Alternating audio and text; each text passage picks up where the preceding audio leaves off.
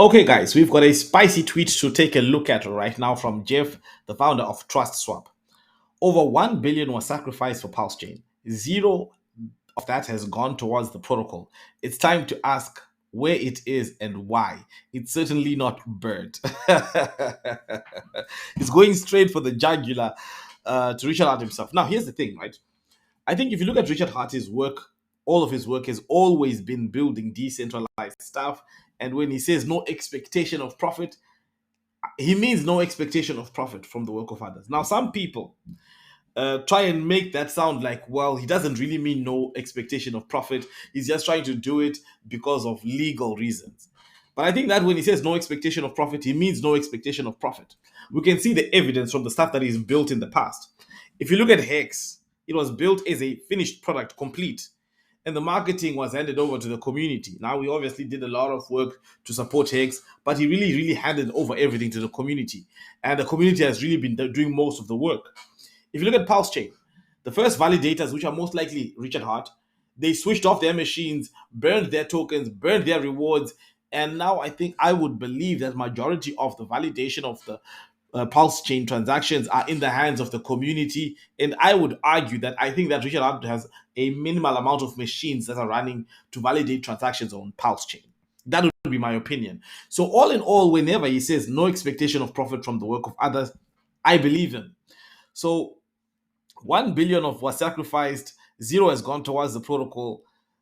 I think that that's the way it's supposed. That's in the design. Now let's go to the next point. It's a genuinely surprised that $0 has been used to help build PulseChain through protocol grants, liquidity pools, or liquidity rewards. Every other successful protocol does this.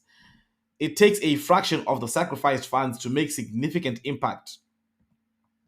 Now, for me, I kind of agree with some parts of this, right? It would take a significant impact for everyone, including OA wins, right? I agree with some parts of this. I think that grants for building tools for PulseChain is a good idea. Because one of the things that I'm starting to see in the community is that we're moving more towards this sacrifice phase after sacrifice phase after sacrifice phase. Every team wants to do a sacrifice phase. And these sacrifice phases last for days. So a project is collecting money for days and days and days, and then they'll release a product after. So even if they release a product before, right, by the time the coin is on the market, the gains have already been eaten up by the sacrifice phase. And so I think that that's not really good for the long-term health of PulseChain, because if all the PulseChain projects are not giving any 10x, 100x, 50x, who's going to want to be part of the PulseChain ecosystem? So in that regard, I think I would have liked to see more grants being given to projects so that project can start to build without really having to depend on community support. And I think that would help, because when those projects launch tokens, those tokens can even pump harder than if you start with tokens that start with high valuation. Because if you have a sacrifice phase that goes on for a month, yeah, best believe that coin is going to start with an extremely high valuation, because they are going to be eating up all the buy demand of 30 days. So today they eat up all the buy demand, then they advertise their sacrifice phase more, they eat more buy demand. They advertise their sacrifice phase more, they eat more buy demand. By day 31, when the token is live, the demand is really not as significant as it would have been in the beginning. So I think that in that regard, it would have been a nice idea to see more support in terms of grants for projects and all that other good stuff. But what we are doing here is talking about other people's money, what they should do with their money. Not an effective use of time. I think everyone will do what they want with their money, right? The initial stages of any launch are critical for momentum. PulseChain is losing ground on every single metric week over week right now. Additionally, it makes much more sense to support the flow, buy low, than to try to chase the pump, buy high. Yeah, there is a lot of talk about PulseChain losing momentum, right? But I do think I understand the logic there, but I don't completely agree with it, right? Because the logic is that, okay, PulseX had a huge amount of transactions. The transactions are down a lot. But in all, right, hexicans are largely not traders. So once someone has their position locked in, they don't. Why should they trade anymore? So I can understand why some of the metrics have been dwindling down, but as well, we've got to be honest here.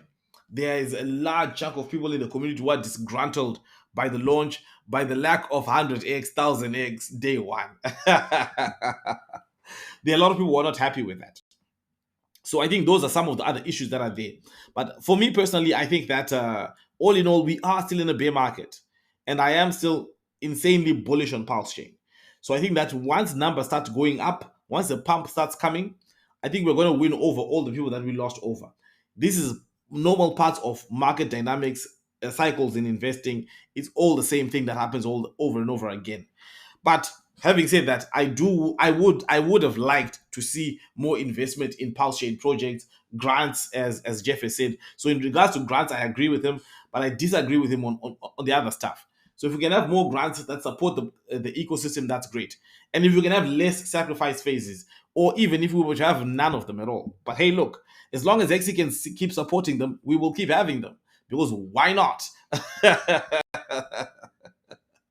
Anyway, guys, let me know what you think in the comments below. Thank you guys for watching, and I'll see you again next time. Obviously, not financial advice at all. You don't want to be taking financial advice on the internet.